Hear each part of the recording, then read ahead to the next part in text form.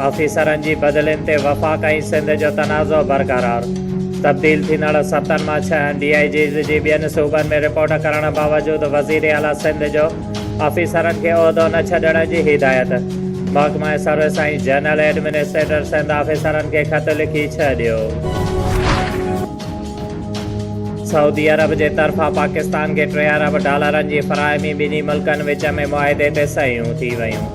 मुआहिदे तहत सऊदी अरब state bank of Pakistan $3 अरब रखाईंदो। सऊदी अरब डिपॉज़िट सां सऊदी डिपॉज़िट स्टेट बैंक जे ज़ख़ीरे जो हिसो हूंदो।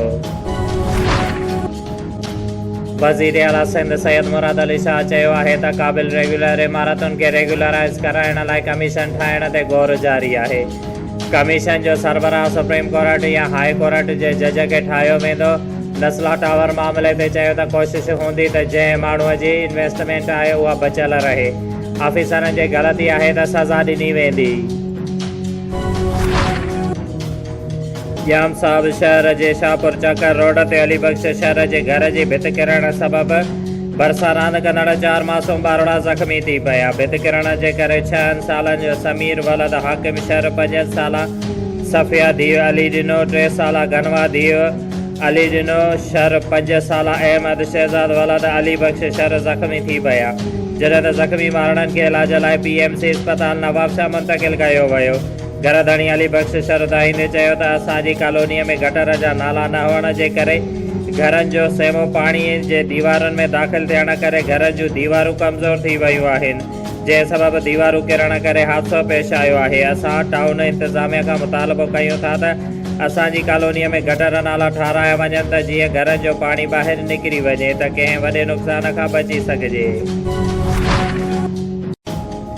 मोरो भरिसां पुराणो गचेरो में अॻूणे साबिक़ सूबाई वज़ीर कानून डिवीज़न शहीद बेनज़ीराबाद पाकिस्तान पीपल्स पार्टीअ जो सदर मोहतरम ज़िया हुसैन लंजार साहब बुगिया बिरादरीअ जे मुअज़्ज़ज़ शख़्सियत नौजवान क़यादत रईस सरमद ख़ान बुगियो सां संदसि वालिद मरहूम रईस ताज मोहम्मद बुगियो जी वफ़ात ते उज़ुर खाई संदसि ॻोठ पुराणो गचेरो में कई। मरहूम जे रूहनि खे ईसाले सवाब कुल बख़्शिया विया। उन मौक़े ते डिवीज़न सदर ज़िया हुसैन लंजार ख़िताब कंदे चयो त असांजो मंशूर अवाम खे बुनियादी हक़ ॾियारणु आहे। इंशाअल्लाह जल्द पुराणे गचेरो जे अवाम लाइ हक़ बहितर निज़ाम जो बंदोबस्तु करे रहिया आहियूं जीअं हितां जे रहवासियुनि खे हर सहूलियत मुहैया थी सघे।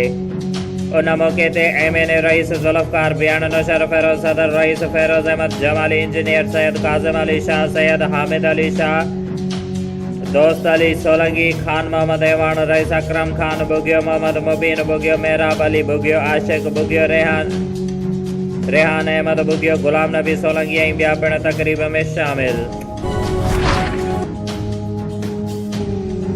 ज़िले शहीद बेनज़ीराबाद में मिडवाइफ जे नौकरियुनि लाइ टेस्ट पास कंदड़ औरतुनि पारां ऑफर ऑर्डर न मिलण ख़िलाफ़ इरशाद बेगम शाहिदा आबदाव गुलाम फातिमा ऐं ॿियनि जी अॻुवाणीअ में हथनि में बैनर खणी नवाबशाह प्रेस क्लब ॿाहिरां एहतिजाजी मुज़ाहिरो कंदे दाईंदे चयो आहे त 1 साल अॻु असां मिडवाइफ जे नौकरियुनि लाइ टेस्ट पास कयो हुयो ऐं DHO ऑफिस वारनि असांखे चयो त 1 महीने अंदरि तव्हांखे ऑफर ऑर्डर ॾिना वेंदा, लेकिन 1 साल गुज़रण बावजूदि असांखे अञा ताईं ऑफर ऑर्डर न ॾिना विया आहिनि। हुननि चयो त असां मुख़्तलिफ़ वक़्तनि ते DHO ऑफिस नवाबशाह जा चकर काटे काटे थकिजी पिया आहियूं, लेकिन असांजी केर बि ॿुधण लाइ तयारु न आहे।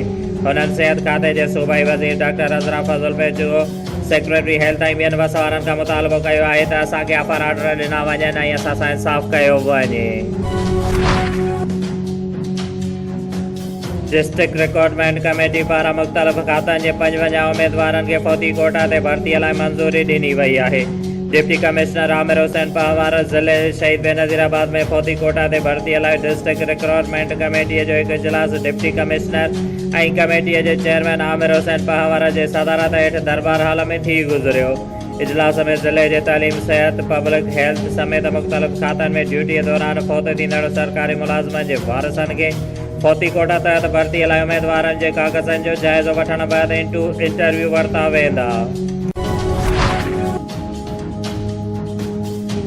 शागिर्द अॻुवाण ज़ाकिर सेतो जे जिबरी गुमशुदगीअ खे 2 महीननि खां वधीक अरसो गुज़री वियो। क़ौमी कारकुननि ऐं वारसनि जी मुसलसिल एहतिजाज जो मुल्की इदारनि को बि नोटिस न वरितो। ज़ाकिर सेतो जे घर में उदासी ऐं वीरानी छायल संदसि पीर सनामण रोई रोई बि बछड़े जी जुदाई में बेहाल थी वई। सुबह शाम क़ुरान पाक खे लोॾींदी पंहिंजे जिगर जे टुकड़े खे सलामतीअ जे वापसीअ सां दुआऊं घुरण रही आहे। ज़ाकिर सईद जे जिबरी गुमशदगी ख़िलाफ़ नवाब शाह प्रेस क्लब ॿाहिरां 105 ॾींहं बि क़ौमी अॻुवाणनि कारकुननि वारसन सरफराज़ मेमण राजा सहित ऐं ॿियनि जी अॻुवाणीअ में अलामती बुख हड़ताल जारी रखी वई। उन मौक़े ते अॻुवाणनि चयो त असांजी मुसलसिल पुरअमन एहतजाज खे मुल्की इदारा ज़ाकिर सईद समेत खंबे लापता कयल क़ौमी कारकुननि जे हवाले सां को बि नोटिस वठण लाइ तयारु न आहे। सुधरियल मुल्कनि में जेकॾहिं कंहिं शहरीअ जो कुकड़ बि चोरी थी वेंदो आहे त उन जा समूरा इदारा तहरीक में अची वेंदा आहिनि, पर हिते सिंध जे केतिरनि ई बहादुर धरतीअ माउ सां इश्क कंदड़ पुरअमन जदोजहद जे पैरवकार गबरुअनि खे रियासती इदारा खंबे गुम करे छॾियो आहे, पर मुल्क जा ज़िम्मेवार इदारा उन हवाले सां बिड़क बि न ॿाहिरि कढण लाइ तयारु न आहिनि। 2020 में किरोना में कॉन्ट्रैक्ट ते कमु कंदड़ डॉक्टर शाह ज़मान जी निगरानीअ में डॉक्टर शबीर हुसैन, ख़ालिद हुसैन, एहसान अली, माशूक अली ऐं ॿियनि डॉक्टर्स ऐं स्टाफ नर्सिस जो पंहिंजे ऑफिस अॻियां मुस्तक़िलीअ लाइ एहतिजाजी मुज़ाहिरो कयो। उन मौक़े ते उन्हनि चयो त किरोना जे दौरान असांखे कॉन्ट्रैक्ट ते रखियो वियो हो। मुश्किल घड़ीअ में असां आवाम जी बहितरीन तरीक़े सां ख़िदमत कई। जॾहिं त कुझु वक़्तु पोइ बिलावल भुट्टो ज़रदारी हिकु जलसे में ऐलान कयो हो त किरोना में कमु कंदड़ डॉक्टरनि खे पको कयो वेंदो, लेकिन अफ़सोस 1 साल गुज़रण बावजूदि उन ते अमल नाहे कयो वियो।